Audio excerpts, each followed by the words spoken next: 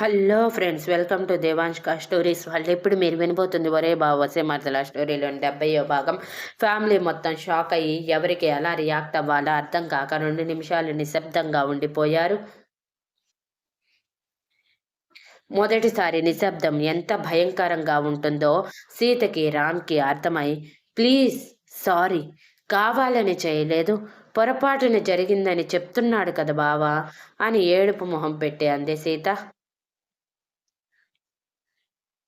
రాధగారు ఏ expression లేకుండా పైకి లేవగానే సీత భయపడిపోయి, ప్లీజ్ అత్త, నన్ను కొట్టద్దు, ఈ టైంలో నన్ను కొట్టకూడదంట కదా అని భయంగా అంది.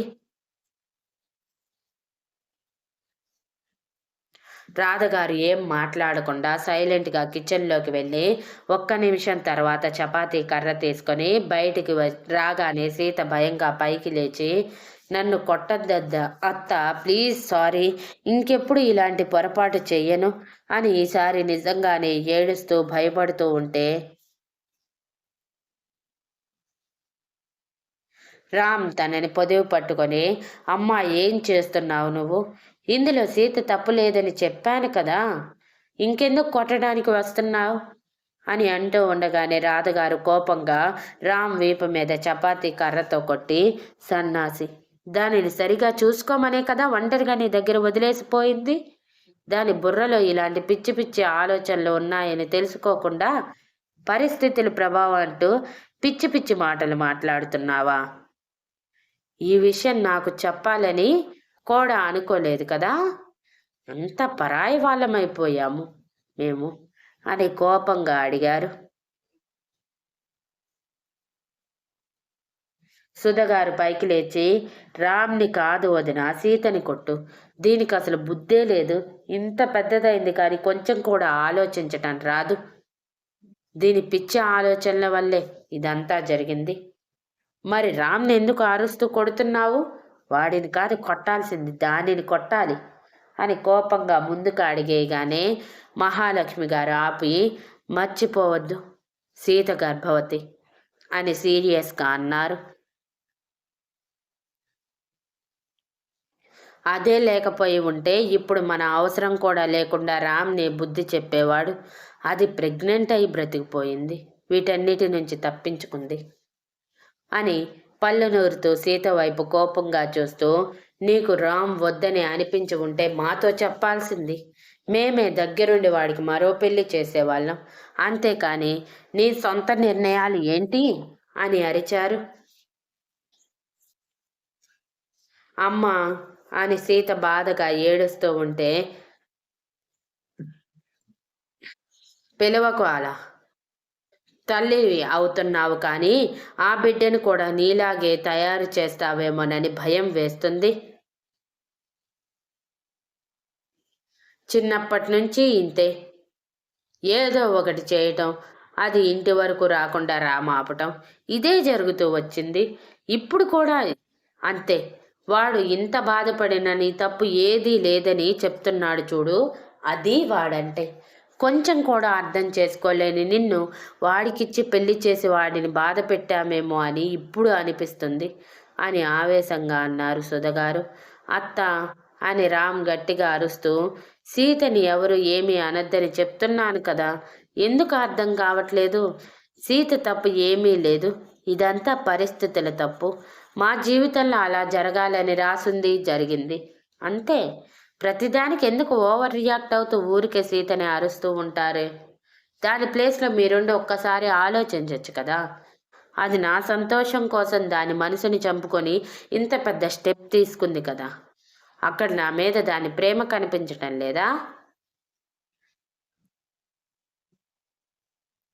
ఎప్పుడు చూడు ఏ చిన్న తప్పు జరిగినా ఊరికే సీతని కొట్టడం మీకు బాగా అలవాటైపోయింది. ముందు అది మానుకోండి. మీరు అర్థం చేసుకుంటారనుకొని ఇదంతా చెప్పాను. మేము చెప్పకపోతే మీ వరకు ఈ విషయం వచ్చేదా?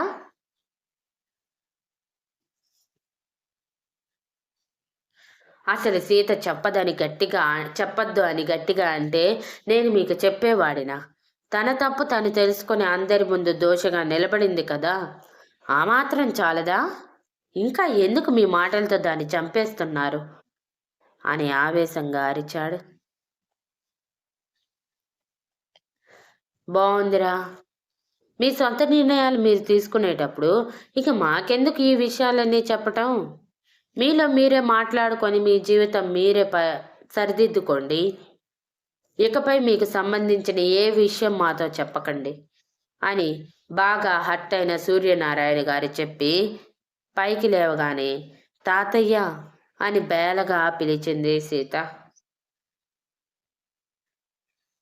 సూర్యనారాయణ గారు సీత వైపు ఒకసారి చూసి సైలెంట్ అయితే ఆయన వెనకే లేచిన మహాలక్ష్మి గారు, బాగుందమ్మా, మీరిద్దరూ అన్యోన్యంగా ఉంటారు, మా కళ్ళెదుట జీవితాంతం సంతోషంగా పిల్లా పాపలతో ఉంటారనుకొని పెళ్లి చేస్తే నువ్వేమో మాకే విషయం చెప్పకుండా నీ సొంత నిర్ణయాలు తీసుకొని నీ మొగుడిని త్యాగం చెయ్యాలనుకున్నావు.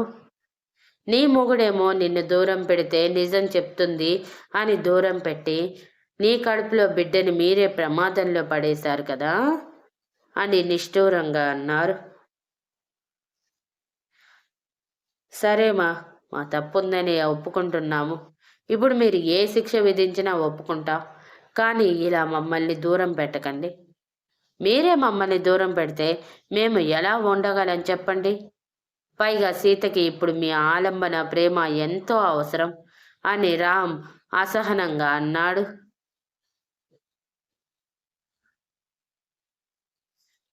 అయితే ఏం చెప్పినా చేస్తారా అని రాధగారు సుధగారు సీరియస్గా అడిగారు.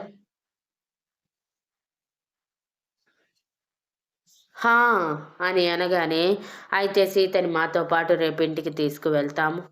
నువ్వు ఇక్కడే ఉండాలి. కావాలంటే వారం వారం వచ్చి చూసుకోవచ్చు, ఫోన్లలో మాట్లాడుకోవచ్చు. కానీ తన మొదటి పురుడు అక్కడే జరగాలి అని అన్నారు.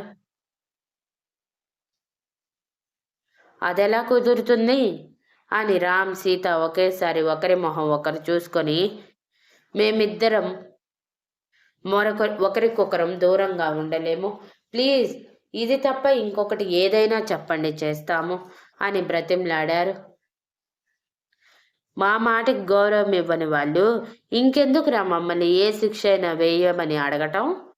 మీ ఇష్టానికి మీరే నిర్ణయాలు తీసుకోండి. పదండి వెళ్దాం.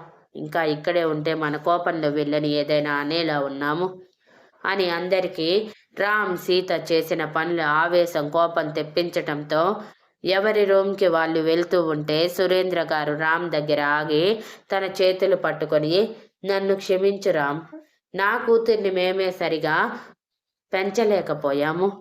చదువుకుందనే కానీ కొంచెం కూడా లోక జ్ఞానం లేదు. ఇదంతా మా తప్పే. దానివల్లే నువ్వు చాలా బాధపడ్డావు కదా అని బాధగా చెప్పి సీత వైపు చూడకుండా వెళ్ళిపోయారు. సీత ఏడుస్తూ రామ్ వైపు చూసి బావా అని అంది. రామ్కి అప్పటికే అసహనంగా ఉంది. పెద్దవాళ్ళతో చెప్తే వాళ్ళు అర్థం చేసుకొని క్షమిస్తారు అనుకున్నాడు. కానీ ఇలా అంతా రివర్స్ అయి మరి ఇలా ఆవేశంగా మాట్లాడి సీతని తనని విడదీస్తారని అనుకోలేదు.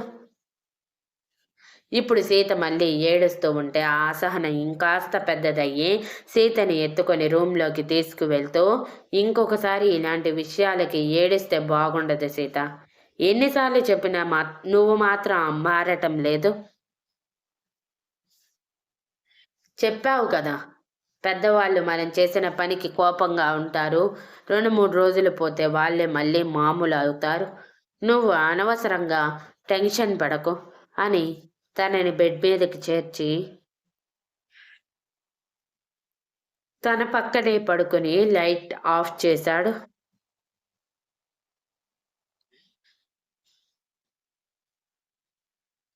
సీతారాం గుండెల మీదకి చేరిపోయి, కానీ బావా, అమ్మ వాళ్ళు నన్ను ఇంటికి తీసుకువెళ్తాను అంటున్నారు. లేకపోతే నీతో కూడా మాట్లాడేటట్టు లేరు. నా వల్ల నువ్వు ఇలా బాధపడుతూ ఉండటం నాకు నచ్చటం లేదు బావా అని పూడుకుపోయిన గొంతుతో కన్నీరు ఆపుకుంటూ అంది.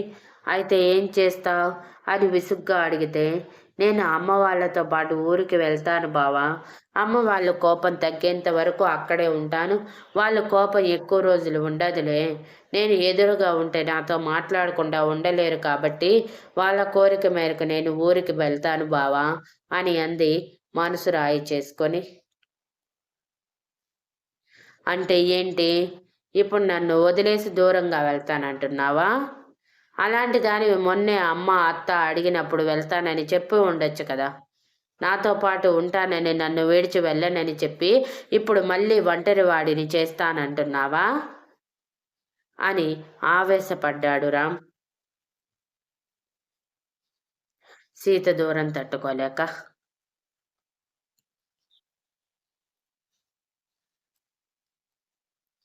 ఒకే రూంలోకి వెళ్ళిన మహాలక్ష్మి గారు, సుధగారు, రాధగారు బాధగా బెడ్ మీద కూర్చొని, పిల్లలిద్దరూ సంతోషంగా ఉన్నారనుకున్నాం కానీ ఇలా బాధపడుతూ ఉంటారని ఎప్పుడూ ఊహించలేదు అని మహాలక్ష్మి గారు అన్నారు. ఇదంతా రామ్ వల్లే అత్తయ్య. వాడే కాని సీతని సరిగా చూసుకొని ఉంటే సీత రామ్తో అన్నీ చెప్పి ఉండేది కదా. కానీ ఇలా చేసేది కాదు అని ఆవేశంతో ఊగిపోతూ అన్నారు రాధగారు. ఏం కాదు వదినా, సీతదే తప్పు. ఆలోచన అనేది లేకుండా తన ఇష్టం వచ్చినట్టు చేసుకుంటూ పోయింది. ఇప్పుడు దానితో పాటు అందరినీ బాధ పెడుతుంది అని బాధగా అన్నారు సుధగారు.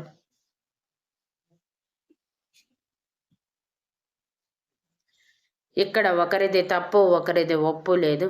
ఇద్దరూ తప్పులు చేశారు. రామ్ సీతని దూరం పెట్టకుండా తన వెన్నంటే ఉండి తను ఏం చేస్తుందో ముందే తెలుసుకొని ఉండుంటే సీత కడుపులో బిడ్డకి, సీతకి ఆరోగ్యపరంగా ఇన్ని ఇబ్బందులు వచ్చేవి కావు.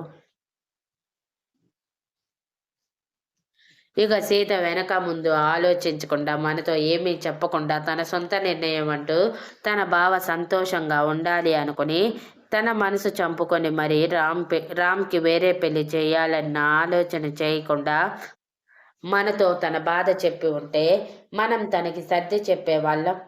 ఆలోపు నిజం కూడా బయటపడి ఉండేది. సరే, జరిగిందేదో జరిగిపోయింది, వదిలేయండి అని చెప్పి ఆలోచిస్తూనే నడుం వాల్చారు మహాలక్ష్మి గారు.